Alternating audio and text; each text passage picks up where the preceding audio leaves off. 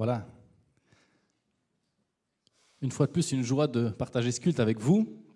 Et puis aujourd'hui, on va continuer sur la même thématique qui a été abordée le 11 janvier, sur un culte qu'on avait appelé « Les cadeaux de Dieu pour son Église ».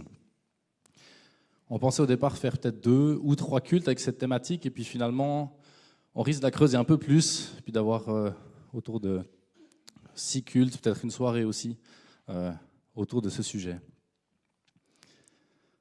Il y a 3 semaines, je voulais partager une découverte. Cette découverte que ce qu'on appelle habituellement les dons spirituels ou les dons de l'esprit, souvent compris comme une capacité particulière accordée par l'esprit pour un ministère ou un service, ne sont en fait pas des capacités, des aptitudes données, mais des dons au sens des cadeaux que Dieu fait à son Église, au travers de l'action de son esprit dans la vie des femmes et des hommes de son peuple. Dieu nous a donné l'Esprit Saint pour le service, pour nous aider à accomplir le service, et non pas pour des frissons personnels. Et nous sommes donc encouragés non pas à attendre que l'Esprit Saint fasse tomber sur nous des nouvelles capacités, mais nous sommes encouragés à nous mettre en action, à servir Dieu. Et par notre service, au travers de notre service, nous donnons des occasions à l'Esprit aussi de faire des cadeaux à son Église, que ce soit par des prophéties, des enseignements, des paroles de sagesse, des guérisons ou plein d'autres choses. On a fait un peu sorti certaines listes il y a quelques semaines. Avec cette perspective de don comme cadeau et pas capacité, on a les yeux fixés alors sur Dieu, sur Jésus et sur l'édification de l'Église et non sur nous-mêmes. Et peut-être pour certains d'entre vous, ça a pu résonner en se disant mais moi je ne sais pas quel est mon appel, je ne sais pas quel est le ministère dans lequel Dieu veut que je serve. Moi ce que je vous propose, c'est de prendre le sujet de l'autre côté. Le meilleur moyen pour pouvoir discerner quel est ton ministère, c'est de commencer à servir quelque part. Le meilleur moyen pour pouvoir discerner, c'est de commencer quelque part. On ne peut pas discerner sans pratiquer, sans être en action, sans voir comment Dieu répond, comment Dieu accompagne. Et une question qu'on peut se poser alors, c'est par quoi as-tu envie de commencer? Par quoi est-ce que j'ai envie de commencer? Ou à quoi je me sens capable? La première étape, le premier pas que je peux faire. Et ce qui est magnifique dans tout ça, c'est que du moment que je me mets en marche, du moment que je commence à servir, je deviens déjà moi-même un cadeau aussi pour l'Église au travers de mon service, un cadeau vivant. Et à cela vient s'ajouter l'action de l'Esprit qui vient embellir, parfaire l'œuvre, parfois imparfaite que peut-être je fais, mais grâce à l'Esprit de Dieu, il donne davantage.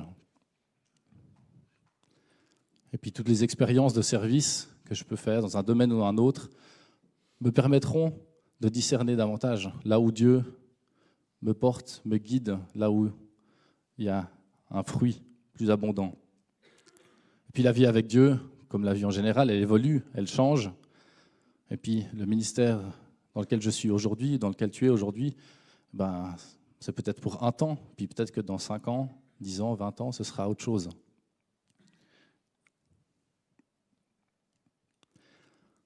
Alors pour aller un peu plus loin aujourd'hui, je vous propose de revenir 2 versets avant ce que nous avons lu la dernière fois. Donc, la dernière fois, on a lu des textes dans 1 Corinthiens et dans Romains 12. Et là, je vais lire juste Romains 12, les versets 1 et 2. La dernière fois, on avait pris à partir du verset 3. Je vous invite donc, frères et sœurs, à cause de cette immense bonté de Dieu, à lui offrir votre corps comme un sacrifice vivant, saint et qui plaise à Dieu. Ce sera là de votre part un culte spirituel. Ne vous laissez pas modeler par le monde actuel, mais laissez-vous transformer par le renouvellement de votre intelligence, pour pouvoir discerner la volonté de Dieu, ce qui est bon, ce qui lui plaît et ce qui est parfait.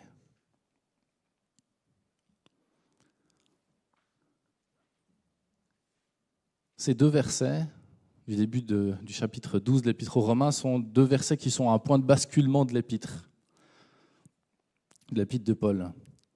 Ça ouvre sur la dernière section, avant les salutations, qui est une section qui parle d'éthique chrétienne.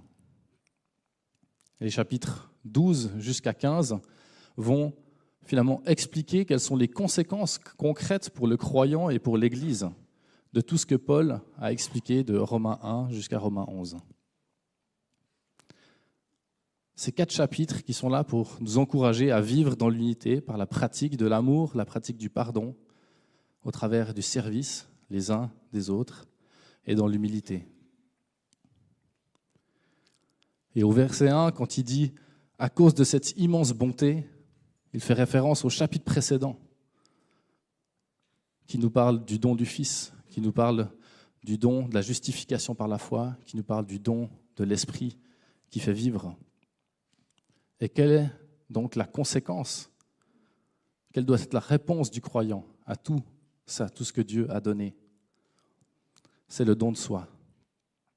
Le don de soi qui sera un culte à Dieu. C'est ce que j'ai appelé ce matin dans mon titre, le cadeau réciproque.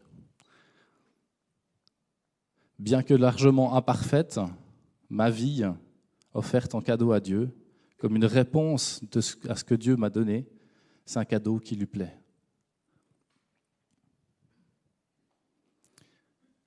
Mais Paul n'utilise pas n'importe quel mot pour parler de ce cadeau réciproque. Il dit « offrir nos corps comme un sacrifice vivant ». C'est intéressant, il dit offrir nos corps, il ne dit pas offrir nos vies, notre âme ou notre esprit, il dit offrir nos corps. Et ce mot corps, par ce mot corps, Paul insiste sur l'aspect non seulement spirituel, mais concret, physique, actif de nos êtres. Nos corps qui ont des mains pour servir, pour agir, une bouche pour parler, des pieds pour se déplacer, et j'en passe. C'est l'offrande d'une existence qui a été rachetée et qui est consacrée à son Sauveur. Parce que j'ai accepté cette nouvelle alliance avec Dieu par le sacrifice de Jésus à la croix. Je viens offrir mon corps. Et l'offrande n'appartient plus à celui qui l'a donnée. Si je l'ai offerte, ça ne m'appartient plus. Et je suis appelé à vivre pleinement. Mais j'ai concédé la direction de mon existence à celui qui m'a sauvé. Et en quoi cette démarche, c'est un culte nouveau? Ce qui est nouveau, c'est que je sors d'un culte cérémoniel ou un culte rituel, guidé peut-être par un esprit religieux parfois, et où je ne sais pas toujours ce que je fais et pourquoi je le fais, pour vivre un culte authentique, un culte qui fait appel à l'intelligence et à la volonté. Je souhaite rendre un culte par mon corps, c'est-à-dire par tout ce qui fait mon être, et pas juste mon esprit. Un culte guidé par le cœur, un cœur dévoué et un corps qui est prêt à se mettre en action. Un culte vivant, un culte du quotidien, pas un culte uniquement le dimanche matin. Un culte intérieur, oui, mais pas uniquement. Un culte qui prend place dans ma vie.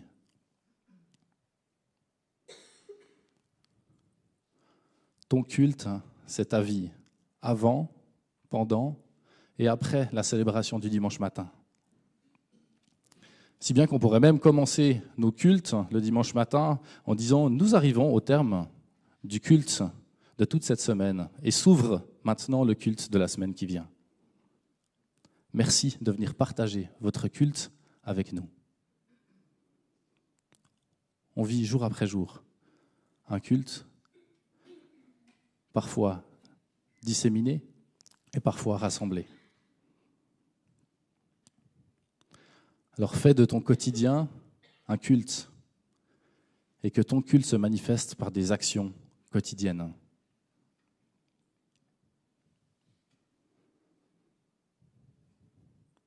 Et comme une continuité au verset 2, le verset 2 nous montre que cette démarche, elle implique une transformation intérieure. Je ne veux pas offrir à Dieu un corps corrompu par ses propres désirs et sa propre volonté, et qui serait peut-être même en plus satisfait d'être corrompu et de le rester. Non, je veux offrir un corps et être prêt à vivre ce renouvellement de l'intelligence, ce renouvellement de l'esprit et du discernement. Et pour cela, je dois accepter de me détacher de ce qui en moi ne glorifie pas Dieu.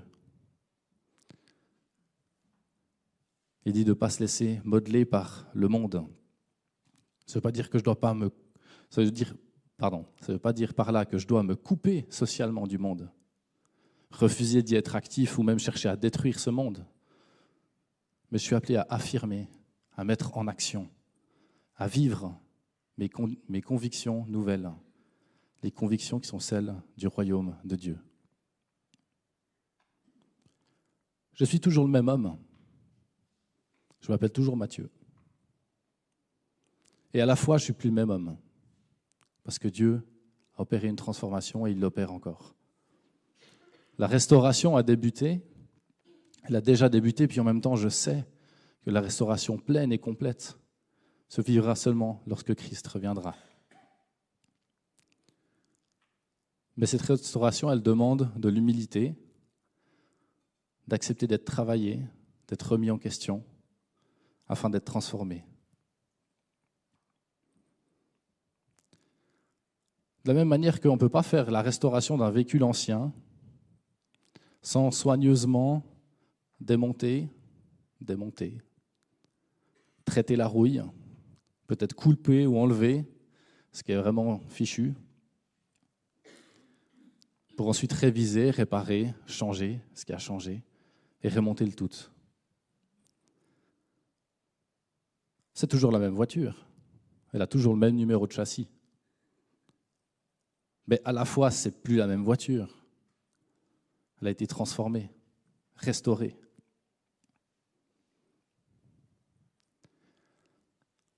Cette transformation, elle commence à l'intérieur, par le cœur, par les pensées, mais pour s'inscrire dans le corps, qui est en relation avec le monde, en relation avec les autres. Cette transformation, nous sommes appelés à la vivre personnellement, chacun, mais aussi de manière communautaire. Parce que le chrétien n'est pas seul dans son renouvellement de l'intelligence et son apprentissage de discernement. C'est aussi ensemble, par le vécu ensemble et communautaire de notre foi, qu'on apprend et qu'on grandit avec Dieu et par son esprit. Et ce choix, c'est un choix qu'on a besoin de renouveler. C'est rarement une fois pour toutes qu'on a décidé, puis que depuis là, on n'a plus jamais fait de faux pas. Un choix qui doit se renouveler autant de fois que nos cœurs ou nos corps se laissent corrompre, se laissent influencer, plus par des choses du monde que par celui qui a payé sa vie pour sauver la nôtre.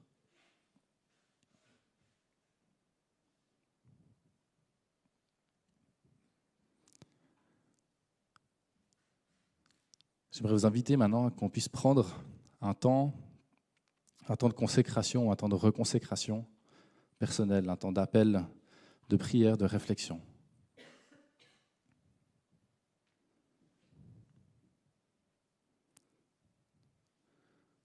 Avec peut-être différents éléments selon ce qui vous touche, ce qui vous impacte le plus.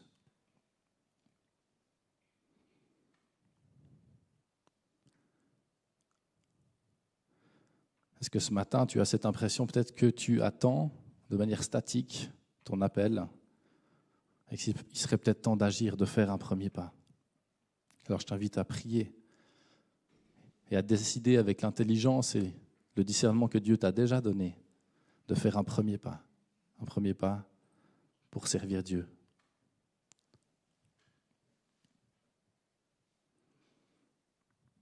Mais peut-être tu as été interpellé par une phrase, par cette phrase « Fais de ton quotidien un culte » et que ton culte se manifeste en action quotidienne, mais que tu te sens peut-être loin de cette perspective, alors je t'invite à faire une prière simple avec tes mots pour offrir ton corps à Dieu comme une offrande vivante.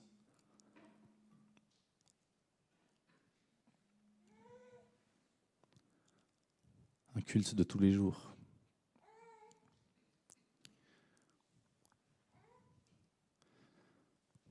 Peut-être qu'en toi, c'est une résistance à la restauration de Dieu que tu sens dans ta vie, une résistance à ce que Dieu veut changer sur un sujet ou sur un lieu, peut-être sur un geste, qui dépend plus de l'influence du monde que celle du royaume de Dieu. Alors je t'invite à prier et à donner l'autorisation à l'esprit de vie de venir agir, transformer, renouveler, restaurer ce qui a besoin de l'être pour sa gloire.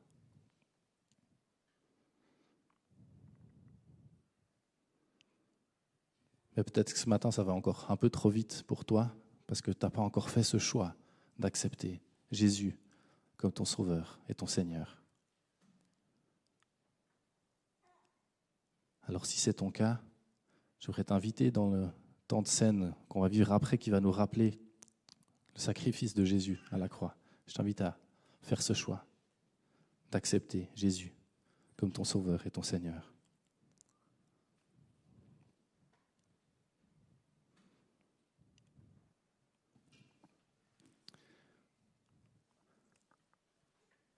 J'invite à la réflexion et à la prière.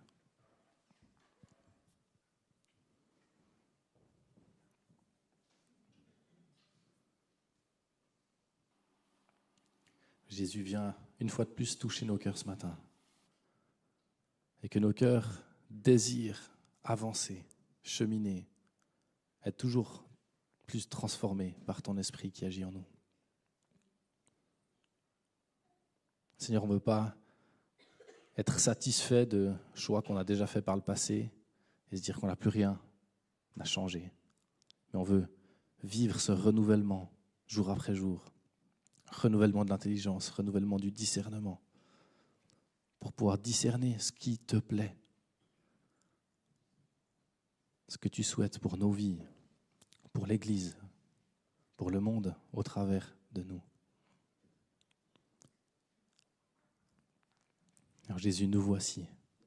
On veut s'en remettre à toi. Viens toucher, viens œuvrer dans nos cœurs. Amen.